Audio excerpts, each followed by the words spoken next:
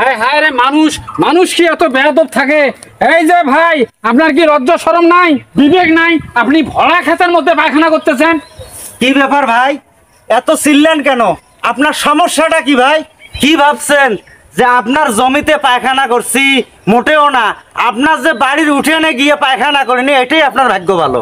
আমার জমিতে পায়খানা করে আবার আমার সাথে গলাবাজি করে। আমি কি ওইখানে পায়খানা করছি আপনি দেখছেন মিয়া? হুদাই চিল্লেন কিসের জন্য?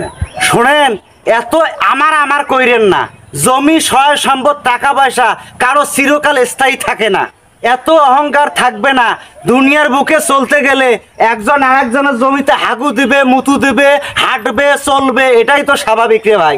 এত নিয়ম শেখাতে এসো না, তাই বলে কি এই ভরা আবাদের মধ্যে তুমি পায়খানা করবে?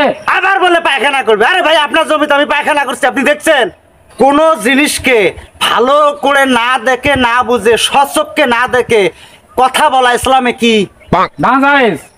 তাই বলে খোলা মাঠে এই ভরা আবাদে পায়খানা করার যুগ কি এখনো আছে? এই যে ভাই শোনেন, আমরা খানদানি বংশের পোলাপান, সেই পুরনো অভ্যাসকে ধরে রাখার এখন পর্যন্ত চেষ্টা করতেছি। বিষয়টা বুঝতে হবে আপনাকে। আচ্ছা, গালিগালাজ তো অনেক করলাম, আসলে ওই জায়গায় পায়খানা করলো না প্রস্রাব করলো এটা তো আমি তালাশ করলাম না। অনেক কথা বললাম না, এটা আমার তালাশ করা দরকার।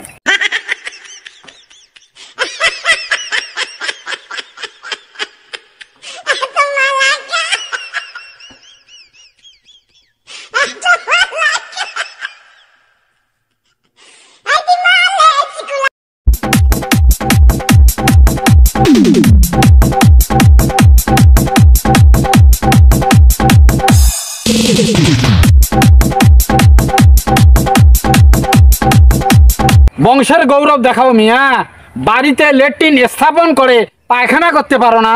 সালনাই কুত্তার বাগান আম। আচ্ছা, ছেলেটা তো ওখানে পায়খানাও করে নাই, প্রস্রাবও করে নাই, তাকে এত গালিগালাজ করলাম কেন? টাকা পয়সা ধন দৌলত এটা তো চিরদিন কারো থাকে না, এটা তো রদ বদল হয়, হাত বদল হয়। সুতরাং ইসলামিক দৃষ্টিকোণ থেকে মূল বাক্য হলো টাকা পয়সা সয় সম্পদ চিরকাল কারো স্থায়ী থাকে না। গরম আর জান কুলাই না। আসসালামু আলাইকুম। ওয়ালাইকুম সালাম। হুজুর কোথায় গেছেন? কেন, মসজিদে গেছি নামাজ পড়তে। ও আচ্ছা, তা টুপি হাতে কেন?